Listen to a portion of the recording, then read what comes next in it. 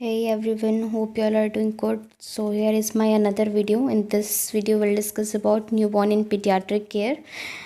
This is one of the most important topic which comes under pediatric or child health nursing. So let's start with the newborn assessment. Newborn assessment of the newborn is essential to ensure a successful transition.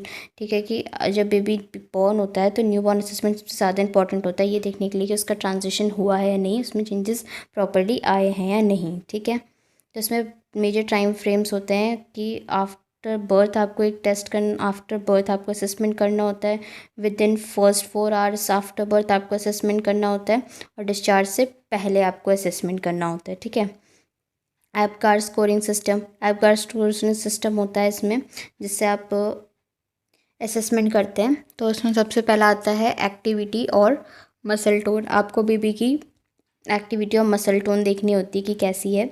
फिर pulse and heart rate. फिर जी for grimace, reflex, irritability और responsiveness. आपको देखना है कि patient जो है आपका बेबी, उसके फेस पे कोई पेन वाला एक्सप्रेशन तो नहीं है, या उसको रिफ्लेक्स करने में कोई प्रॉब्लम तो नहीं हो रही है, उसकी रिस्पॉन्सिवनेस कैसा है. ठीक है, अपीयरेंस और स्किन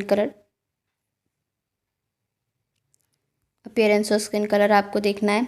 रेस्पिरेशन और ब्रीदिंग चेक करनी है. फिर आपका स्कोरिंग सिस्टम होता है इंडिकेटर्स. ये फिर आपकी स्कोरिंग है 0, 1, 2 करके. तो जब अपीयरेंस है, अगर वो कम्प्लीटली पिंक है तो आप 2 देंगे पॉइंट.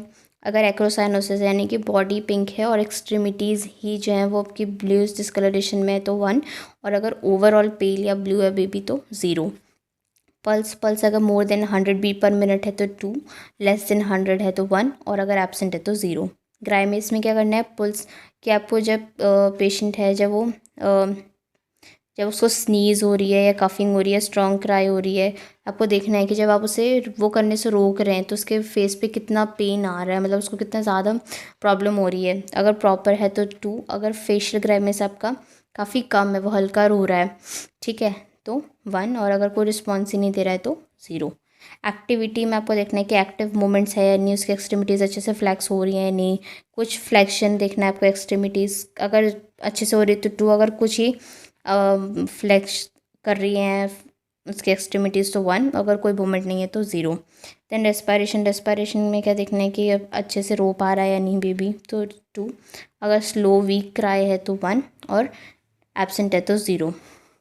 स्कोर इंटरप्रिटेशन क्या है कि अगर 7 to 10 है तो यानी कि बेबी का एडजस्टमेंट अच्छा है, उसको कोई भी ज़्यादा नर्सिंग इंटरवेंशन की ज़रूरत नहीं है. 4 to 6 है तो क्या करना है कि मॉडरेटली डिप्रेस इन्फेंट, इसमें आपको एयरवे क्लियरेंस करना है, सक्शन प्रोवाइड करना है, ड्राई रखना है, वेंटिलेशन पे रखना है जब तक कि वो ठीक ना हो जाए. 0 to 3 है तो सीवियरली डिप्रेस्ड होगा पेशेंट, उसमें आपको इंटेंसिव रिसस्टिकेशन की ज़रूरत है, CPR देना है, इंट्यूबेशन, वेंटिलेट करना है 100% ऑक्सीजन के साथ, और बॉडी टेम्परेचर मेंटेन करना है, और पेरेंटल सपोर्ट भी प्रोवाइड करना है. फिर आप फिज़िकल असेसमेंट करेंगे, उसमें सबसे ज़्यादा जनरल गाइडलाइंस होती है कि बेबी की बॉडी को आपको वार्म रखना होता है during the examination. General to specific जाएंगे आप. ठीक है, और बेबी को जहाँ ज़्यादा डिस्टर्ब ना हो जिस एरिया से, वहाँ से शुरू करेंगे. एंड डॉक्यूमेंट करना है आपको सारी एबनॉर्मल फाइंडिंग्स को, और नर्सिंग केयर प्रोवाइड करनी है. ठीक है, तो जनरल अपीयरेंस, उसमें सबसे पहले आपको पॉस्चर देखना है. पॉस्चर दिखने की सिमेट्रिक है या नहीं, ठीक है, फ्लेक्शन हो रहा है नहीं हेड का या एक्सट्रीमिटीज़ का, हैंड टाइटली फिस्टेड होने चाहिए, उसके थंब चाहे वो फिंगर से कवर्ड होनी चाहिए. ठीक है, तो इसमें कुछ स्पेशल कंसर्न्स होते हैं अगर बॉडी एसिमेट्रिक है, यानी कि उसका क्लैविकल या फिर ह्यूमेरस फ्रैक्चर्ड है, नर्व इंजरीज़ है कोई. ठीक है, इसको ड्यूकेनिस पैरालिसिस बोलते हैं. ब्रीच प्रेजेंटेशन तो नहीं कि एक्सटेंडेड लेग्स हैं, थाइज रोटेट हो रखी है फुल्ली या abducted है. ठीक है, और ऑसिपुट फ्लैटन तो नहीं है, एक्सटेंडेड नेक तो नहीं है. फिर वाइटल साइंस में आपको टेम्परेचर लेना है, एक्सिलरी टेम्परेचर लेना है, रेक्टल नहीं लेना होता बेबी का. 3 मिनट्स के लिए लेना होता है. नॉर्मल रेंज 36.5 से 37 डिग्री सेल्सियस होते हैं, और 97.9 डिग्री फ़ारेनहाइट से 98.4 डिग्री फ़ारेनहाइट नॉर्मल होता है. फिर इसमें आपकी नर्सिंग कंसिडरेशन आती है. इसमें क्या करना है, आपको बेबी को ड्राई रखना होता है, अच्छे से रैप्ड रखना होता है, कोल्ड ऑब्जेक्ट से दूर रखना होता है. ठीक है, और प्रोसीजर जो आप कर रहे हो उसे वार्म सरफेस पर करना है, आपको पैडेड सरफेस पे करना है. ठीक है, रूम टेम्परेचर वार्म बेबी को रखना होता है. फिर आप पल्स देखते हैं. पल्स आप एपिकल साइड लेते हैं, सबसे एक्यूरेट जिसको होती है वो. ड्यूरेशन 1 मिनट के लिए लेंगे. ठीक है, बेबी रो ना रहा हो तब. और क्योंकि जब बेबी उठा हुआ होता है तो 120 से 140 बीट पर मिनट आती है पल्स। जब वो सोया हुआ होता है तो 90 से 110, और अगर रो रहा होता है तो 180 बीट पर मिनट आती है। फिर इसमें नर्सिंग कंसिडरेशन होती है। इसमें आपको क्या करना है, बेबी को वार्म रखना है, हार्ट रेट 1 मिनट के लिए लेनी है, मर्मर्स सुनने के, स्किप तो नहीं आ रहा है, ठीक है। साइनोसिस वगैरह देखने हैं, पेरिफेरल पल्सेस भी आपको पैल्पेट करके देखने हैं, और कार्डियोपल्मोनरी डिस्ट्रेस तो नहीं है पेशेंट को, वो भी देखना है। फिर आता है रेस्पिरेशन। रेस्पिरेशन में आप देखेंगे नोज़ ब्रीथर्स, उसके जो नेज़ल पैसेजेस हैं वो ऑब्स्ट्रक्टेड तो नहीं है, अच्छे से सांस ले पा रहा है, क्वाइट है या फिर रैपिड है बट काफ़ी शैलो है, तो इसका मीन्स कि उसे एपनिया हो रहा है बीच बीच में, ठीक है। रेट 30 से 60 पर मिनट होता है, ड्यूरेशन 1 फुल मिनट, और no sound should be audible. जब पेशेंट इंस्पायर कर रहे हैं, एक्सपायर कर रहा है, तो कोई भी साउंड ऑडिबल नहीं होनी चाहिए। फिर आता है इसमें नर्सिंग कंसिडरेशन। इसमें क्या करना होता है, बेबी को एक साइड को पोजीशन करना है अगर उसे सांस लेने में प्रॉब्लम आ रही है, सक्शन करना है अगर आपको ज़रूरत है तो, रेस्पिरेटरी डिस्ट्रेस देखना है, और ऑक्सीजन भी एडमिनिस्टर करना है अगर प्रेस्क्राइब्ड है तो। फिर ब्लड प्रेशर जो होता है बेबीज़ का, वो यूजुअली रूटीनली नहीं लिया जाता है जब तक कि कोई भी उसे कोई डिजीज़ सस्पेक्ट नहीं होती या वो कोई डिस्ट्रेस में नहीं होता है। फिर आता है ऑसिलोमेट्रिक। इसमें क्या होता है, बेबी का जो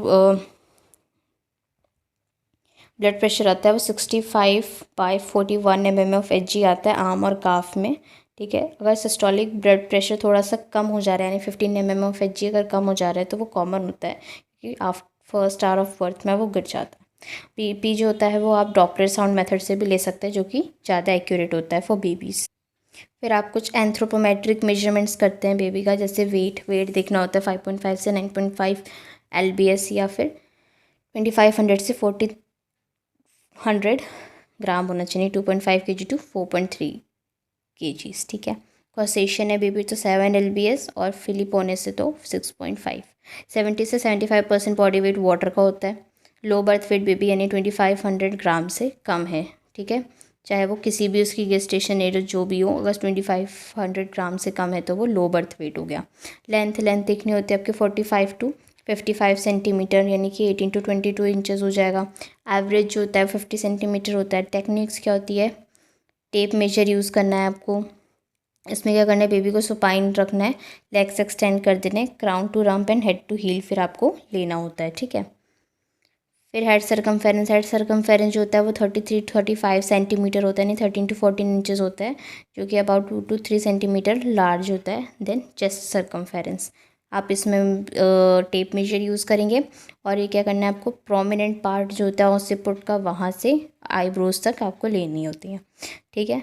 और जो एडल्ट का हेड है वो 1/3 ऑफ द साइज़ होता है कि उसकी टोटल बॉडी का। फिर आता है चेस्ट सर्कमफेरेंस, ये 30 to 33 सेंटीमीटर होगा, यानी 12 to 13 इंचज़ होगा, और इसको भी आप टेप मेजर से ही मेजर करेंगे। Lower edge of the scapula से लेकर के directly over the nipple line interiorly, ठीक है। और ये इक्वल टू और लेस देन 2 सेंटीमीटर होना चाहिए हेड सर्कमफेरेंस के, हेड सर्कमफेरेंस से कम होना चाहिए। फिर आता है स्किन को क्या करना है आपको, अंडर नेचुरल लाइट ऑब्जर्व करना है, एक्सेस करना है, कलर कैसा है, हेयर डिस्ट्रीब्यूशन कैसा है, टेक्सचर कैसा है, कोई पिगमेंटेशन बर्थ मार्क तो नहीं है, कोई दूसरे स्किन मार्क्स तो नहीं है। फिर आपको स्किन कलर देखना है, क्योंकि बर्थ के टाइम पे जो बेबी होता है वो रेड ब्राइट और पफी सा होता है, ठीक है, स्मूथ होता है। 2nd to 3rd डे में जो बेबी होता है वो पिंक हो जाता है, फ्लेकी, थोड़ा ड्राई सा हो जाता है। फिर रूडी कॉम्प्लेक्शन हो जाता है उसका कुछ टाइम बाद, क्योंकि RBC कंसनट्रेशन बढ़ जाता है और सबक्यूटेनियस फैट जो है वो काफ़ी कम हो जाता है। अब आता है आपका न्यूबॉर्न केयर। अभी 2 टाइप का होता है, एक होता है एसेंशियल न्यूबॉर्न केयर, सेकंड होता है later and routine care of the newborn, ठीक है। इसमें क्या करना होता है, सबसे पहले एसेंशियल में क्या करना होता है, deliver the baby on a warm and clean towel. जब आप बेबी को डिलीवर कर रहे हैं तो आपको उसे वार्म और क्लीन टॉवल पे डिलीवर करना होता है, ठीक है। फिर establish and maintain a patent airway, फिर पेशेंट जो है यानी बेबी जो है उसका एक एयरवे मेंटेन करना होता है ताकि उसे सांस लेने में प्रॉब्लम ना हो। फिर आपको इंश्योर वार्मथ, यानी बेबी को वार्मथ प्रोवाइड करनी होती है, ठीक है। फिर क्या करना होता है, assessment and documentation of babies condition. फिर आपको बेबी की कंडीशन का असेसमेंट करना है, डॉक्यूमेंटेशन करना है, ठीक है। हेड टू एग्जामिनेशन आपका बेबी को करना है। फिर केयर ऑफ आइज़, बेबी की आइज़ की केयर करनी, जो लिक्विड वगैरह, फ्लूइड वगैरह, सिक्रीशंस वगैरह उसको साफ़ करना है। फिर clamp and cut the cord, फिर आपको कॉर्ड को पहले क्लैम्प करना है, देन कट करना है। Care of the skin, baby की स्किन की केयर करनी है, ठीक है। उसे वॉश आउट वगैरह, जो फ्लूइड वगैरह लगे हुए हैं वो सब साफ़ करना है। एडमिनिस्ट्रेशन ऑफ विटामिन के एडमिनिस्ट्रेशन आपको बेबी को करना है। आइडेंटिफिकेशन ऑफ द बेबी, यानी बेबी का आइडेंटिफिकेशन करना है, यानी कि भाई मदर्स नेम, आपको टैग वगैरह सब कुछ लगाने हैं। फिर transfer the baby according to the level of care required, फिर बेबी को किस लेवल की केयर चाहिए उस हिसाब से आप उसे ट्रांसफ़र करेंगे। ठीक है। Later and routine care of the newborn, इसमें क्या करेंगे, later care of newborn include care that baby needs after being transfer to postnatal ward. Later care में क्या आता है, बेबी को वो चीज़ें जो बेबी को पोस्ट नेटल वार्ड में शिफ्ट करने के बाद बेबी को चाहिए होती हैं। ठीक है। इसमें आता है रूमिंग इन सबसे पहला। ठीक है। दूसरा आता है यानी कि उसको कहीं पे अच्छी जगह पे अपनी मदर के पास उसे रखना। सेकेंड, इनिशिएटिंग फीडिंग, आपको फीडिंग इनिशिएट करानी होती है। ठीक है। फिर observation for early signs of disease, फिर आपको देखना है कि बेबी में कोई साइंस ऑफ डिजीज़ तो नहीं आ रहे हैं, क्या सिम्टम्स हैं, कि कोई डिजीज़ तो नहीं हो सकती है बेबी को। प्रिवेंशन ऑफ इन्फेक्शन, आपको बेबी को इन्फेक्शन से प्रिवेंट करना है, यानी proper hand washing aseptic techniques use करनी है। फिर care of bladder and bowel, ठीक है, बेबी के बॉवल और ब्लैडर की केयर करनी है ऑफकोर्स की, जो वो रिलीज़ करेगा तो फीकल मैटर वगैरह वो आपको अच्छे से साफ़ करना है, केयर करना है। ठीक है। Then maintenance of personal hygiene, baby की पर्सनल हाइजीन मेंटेन करनी है, इसमें आप बेबी को सफाई रखना, नहलाना धुलाना वगैरह आएगा। ठीक है। पेरेंटल टीचिंग एंड फॉलोअप, इसमें क्या करना है, आपको पेरेंटल टीचिंग देनी है कि आपको बेबी की क्या मतलब केयर कैसे करनी है, कैसे उसे ब्रेस्ट फीडिंग प्रोवाइड करनी है, किस टाइम पे करनी है। फॉलोअप केयर के बारे में भी पेरेंट्स को बताना है कि वो टाइम टू टाइम आके हॉस्पिटल आके पीडियाट्रिशियन को बेबी को दिखाते रहें। Then thank you so much guys, hope you all like the video.